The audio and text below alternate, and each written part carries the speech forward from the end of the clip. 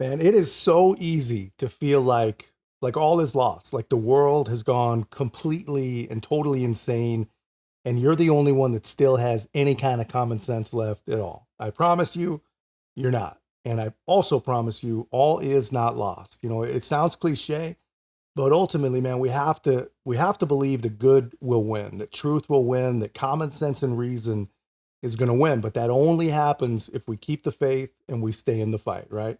And it only happens if we continue to have people like Douglas Murray on our side. Douglas, this is a guy that I think embodies the conservative movement pretty well. Very, very smart, very polite, but do not push him, man. Do not push Douglas Murray. I'm going to show you a video, man. He gives a completely insane leftist a pretty good lesson on what happens when crazy meets a guy like Douglas Murray. In order to come to an understanding of your idea of Europe as a place, I also quote you, by the end of the lifespans of most people currently alive in Europe, Europe will not be Europe, and the peoples of Europe will have lost, you wrote. Sorry, they will have lost the only place in the world we had to call home. What does this home where you speak about look like or looked like? And why is it in danger? Exactly, who is the danger? Well, this is a very, very complex matter, as you know, which I write about in considerable length and depth. There's a lot of history to go through, a lot of philosophy to go through, and a lot of recent facts and events.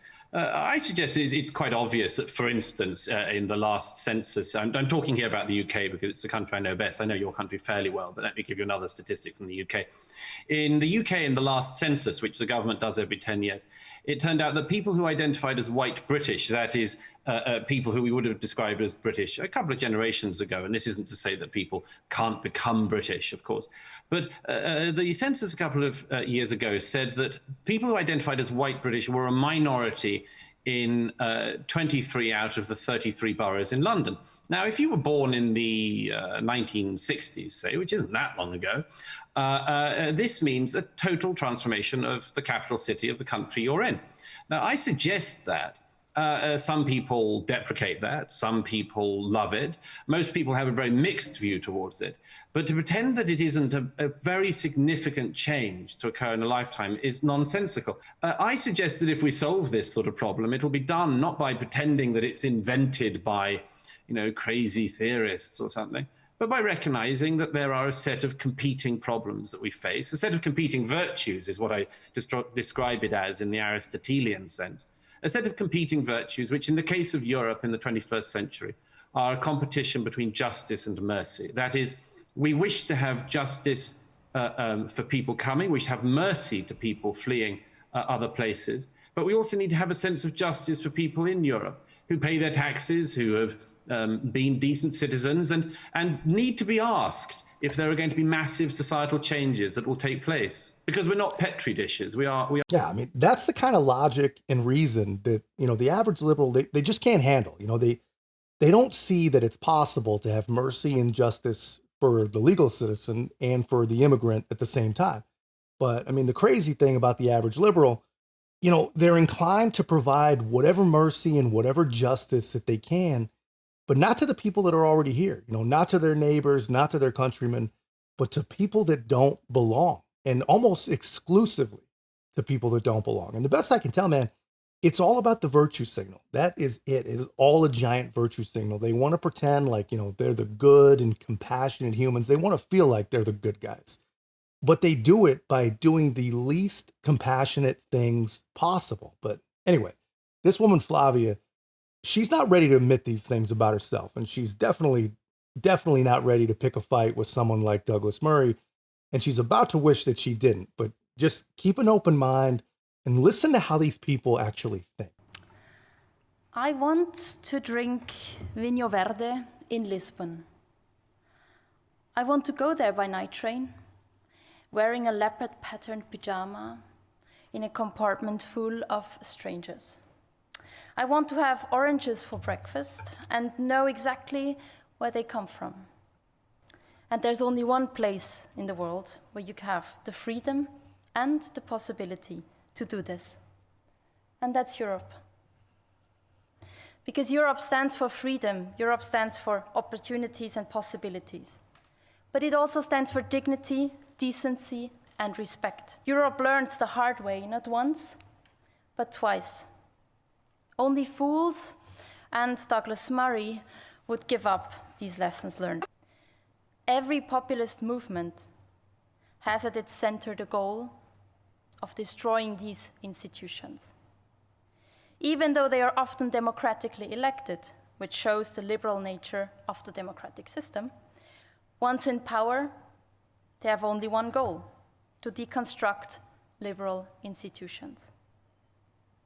Right-wing populists like Douglas Murray attack these institutions because they want arbitrariness, they want chaos, they want the rule of law not to be the strongest, but to be the fittest who survives. Because they are part of that small elite, the privileged few. As soon as they get the power, they expose their fundamental illiberal views. They function like a Trojan horse or an evil uncle who arrives with a bouquet of flowers and leaves with the only ways you've had. The right-wing populist arguments are outdated and, frankly speaking, very boring. They do nothing for actually solving problems, such as challenges of climate change. They're not only distracting us, they're wasting our time, and they don't even show up in person. Only fools and Douglas Murray, she says that was a mistake. And I'm pretty sure she recognizes that immediately. But we'll get to the response in a moment. But I mean, come on, just listen to how these people actually think. She says populist ideas are only wasting our time from addressing real problems like climate change. I mean, come on, man. Europe has got plenty of problems, right? But climate change, it cannot possibly be very high on the list. I mean, she says the real problem is all these democratically elected, crazy right-wing populists stopping all these soft-spoken, platitude-speaking liberal women from eating their oranges while exclaiming that no man is illegal and diversity is our strength, or whatever the hell she's talking about. Like, what planet are these people actually from? How is it possible that a person can actually get this way? I mean, what did she think that Murray was going to say in response to her orange-eating train ride fantasy? Conclusions on the current state of affairs in Europe. Is there anything, for starters, in Flavia's speech that you would agree with?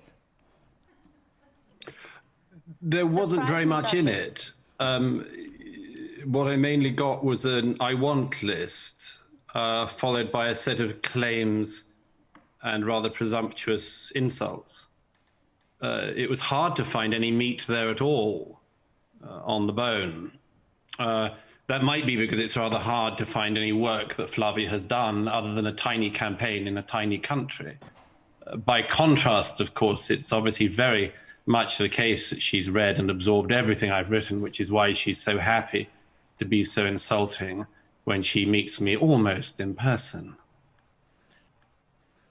So no, there wasn't very much to pick up on other than the rather ill-spoken, ill-lettered and rude attempts to attack me. And I'm sorry about that because I think that it demonstrates her own personal failing as much as it does a failing of the cause that she would like to lead before she got tired and decided to get out. And that is to say this: it's a shame that people like her refuse to engage on any of the important terrain. So much of my time in recent years has been spent engaging with serious actors with serious reputations, not people like Flavia, people who have spent their life working on these issues and have made very successful political careers, for instance, from doing so. I've always noticed, wish to engage on the serious terrain. When I speak with leading politicians across Europe, who I happen to disagree with, I find that the most important and impressive ones do not get up and read bucket lists of what they'd like to do and then insult people. I find that they try to, for instance, understand what other people are thinking, and particularly try to understand what the public might be thinking. For instance, they might try to work out whether the public is sometimes trying to tell them something, and whether the public who they disagree with might not, in fact, be onto something on occasion. After all, it's very easy to draw rather comfortable lines around yourself and your own ideology, such as it is, and declare that everyone on the other side of it is, for instance, an evil populist or or what is it? A fool. That's right, a fool.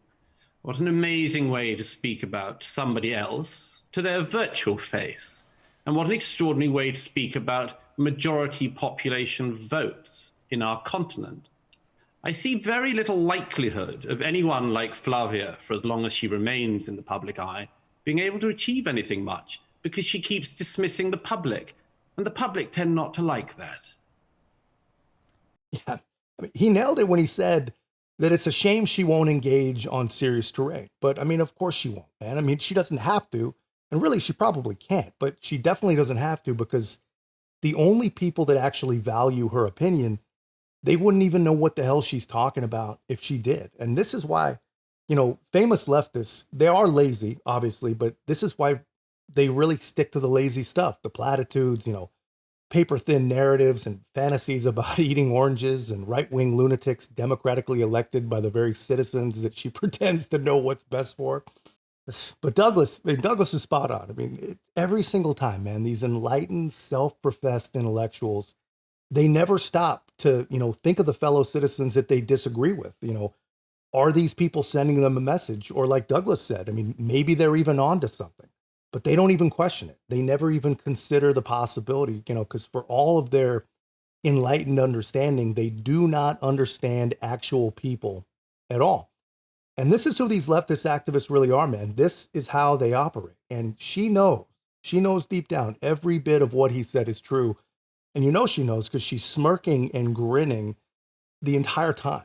Flavia, your opportunity to respond to that. Let's take up on this last phrase, the public. Right, I can only say... Are you reaching them? I'd say so. I won 7 times against right-wing populists with big majorities. I don't have more to add. No. She is crushed, man.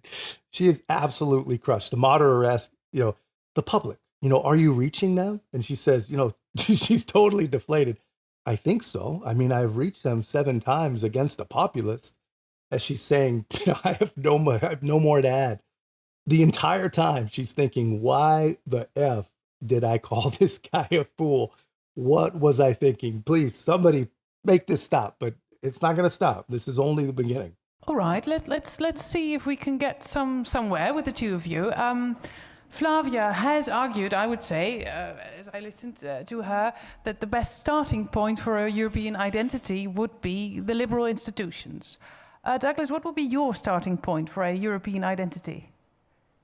Well, you have to start at a much more fundamental and deeper level than that.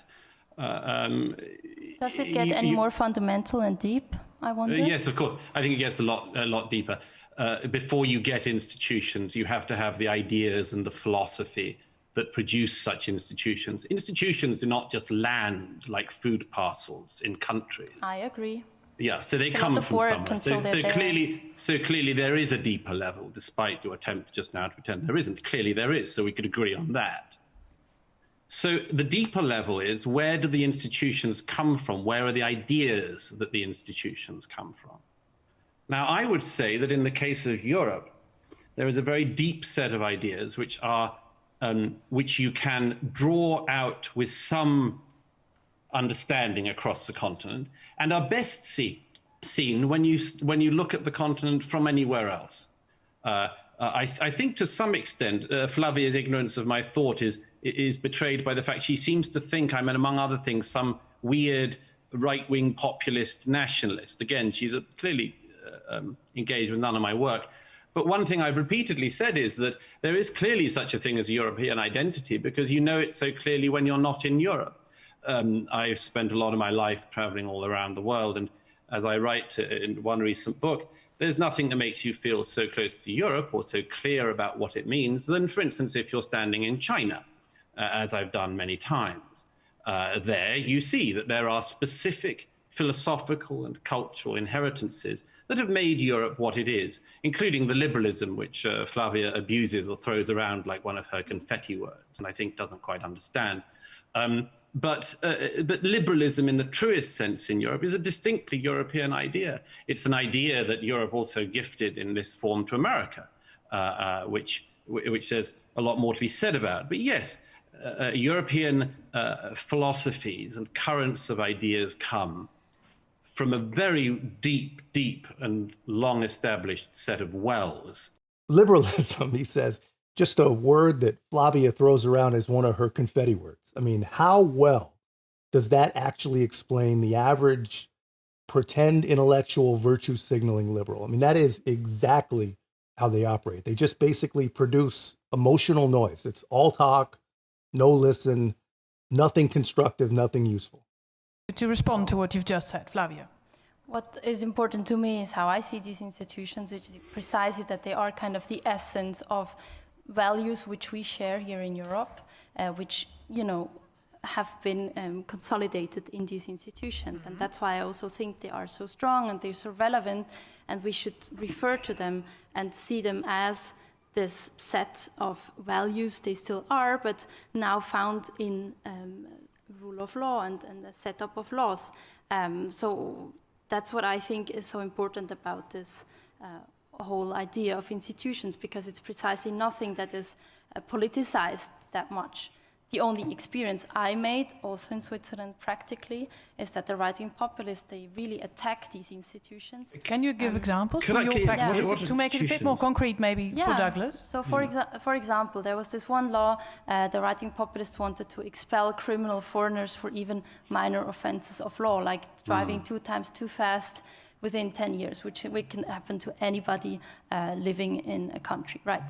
So the right-wing populists, they wanted to also exclude any clause of personal hardship. So for example, and you must know in Switzerland, 25% of the inhabitants of the country, they don't have a Swiss passport, but most of them, they have lived in the 2nd or 3rd generation in our country, so they don't really have any ties to where they have their nationality from, but still they would have been expelled out of the country for even minor infractions of law. Douglas, yes, you have the word.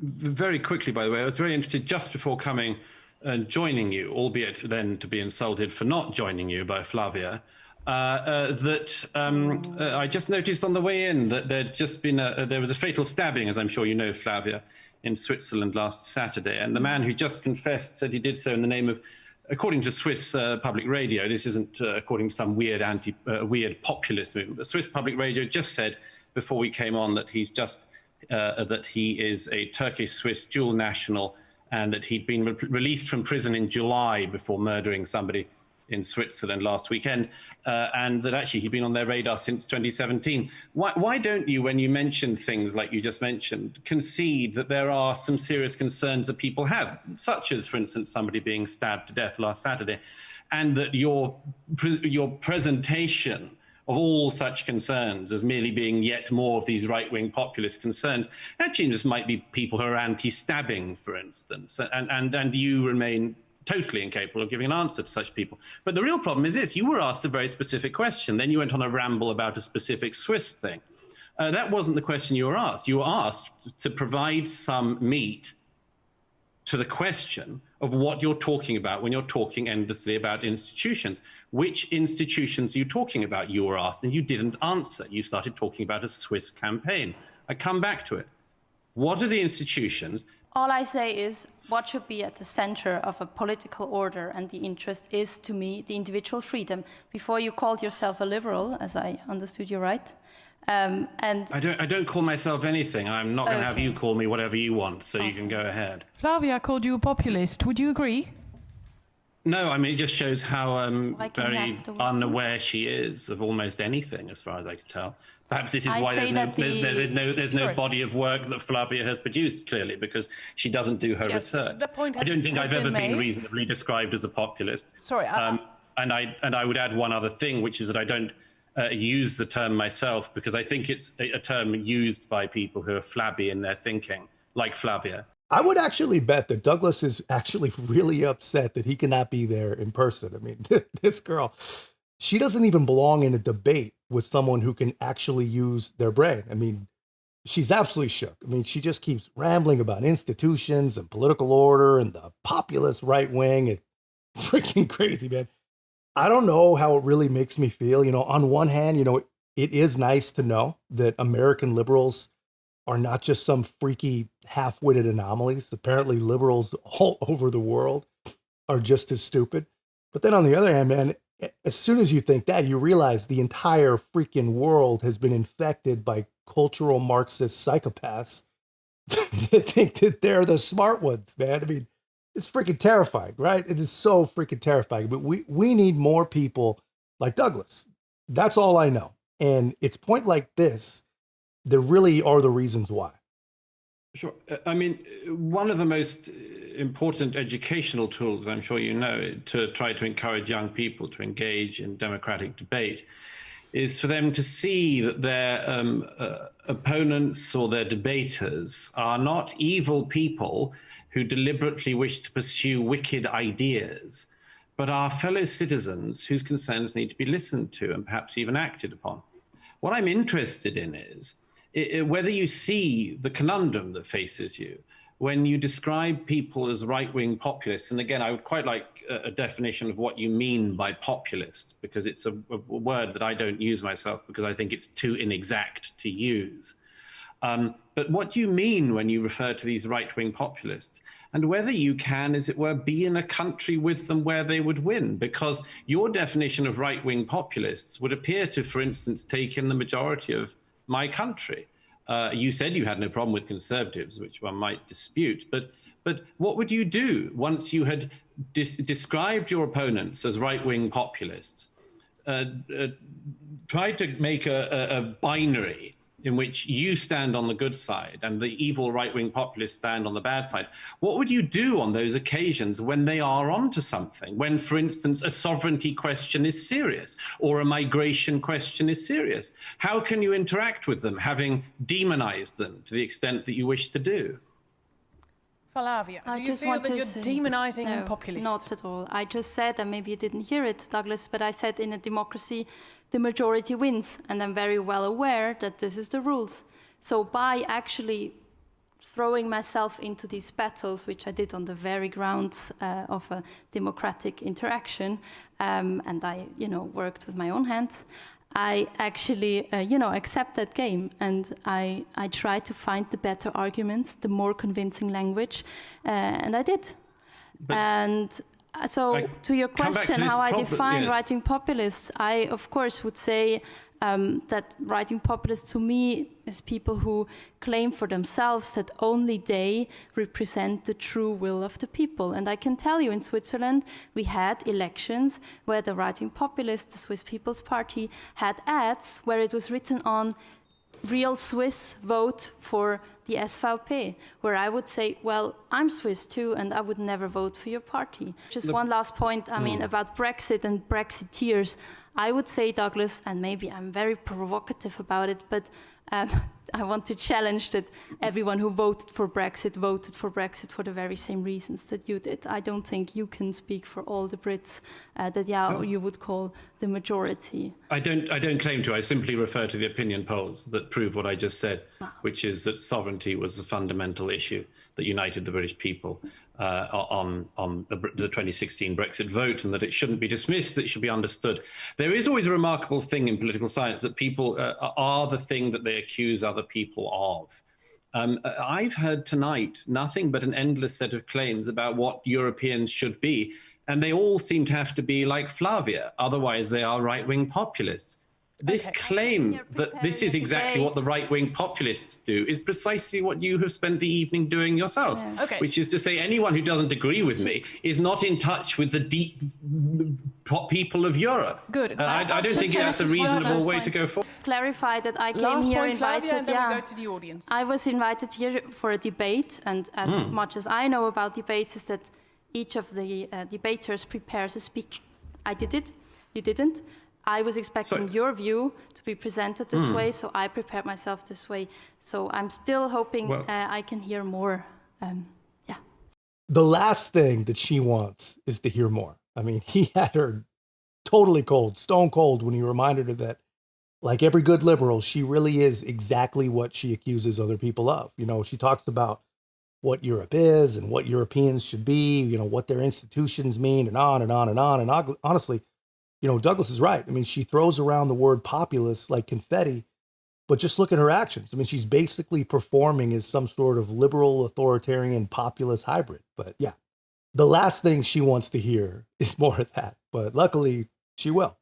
To hear, in order to... If this is, by the way, to be the last round, I would just mention something very quickly.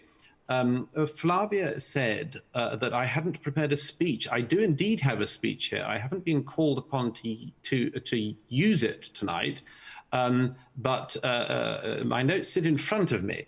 I don't quite know, yet again, why that attack should be made. And I would just add one other thing, which is that it is my experience that I turn up to events and broadcast in when quarantining rules do not allow me to turn up to events, in a spirit of genuine openness to ideas. It's one of the great founding liberal ideas that we engage with each other. And I would just make this one point. When Flavia stood up and described me as stupid or a fool, she said, and then talked about arguments I make as boring, elitist, I've rather lost count of the number of insults she did. That is to not engage in that fundamental liberal spirit of debate. And so I'm very sorry myself that her decision to open this evening by being rude should have meant that some certain curtness might have been needed in reply. But I would hope on other occasions that she would join me in the spirit of genuine liberal thinking. That is basically the nicest way that anyone ever told a liberal, hey, look, man, I'm sorry I exposed you for being a fraudulent moron, but you made me do it. I mean, you really should not have made me do that. Just be nice. I mean, whenever you're talking to someone who can actually form their own thoughts, just be nice, man. Tread carefully. I mean, you never know when you're talking to someone who can sift through all your lazy platitudes and your soft Yahtzee accent. But I mean, and now even she comes away from this deal feeling like she might be a fraud. But anyway, it's interesting stuff, man. We have a lot of good people in the fight, fighting really, really hard all over the world. And we're going to need them, man, because it's starting to look more and more and more like liberalism really is some kind of mental disorder, you know, just spreads and spreads and spreads. But that's just my take, man. Let me know your thoughts in the comments, guys. And if you haven't already, be a part of our growth. Make sure to like, comment, subscribe. Most importantly, share the channel. I'll see you in the next one.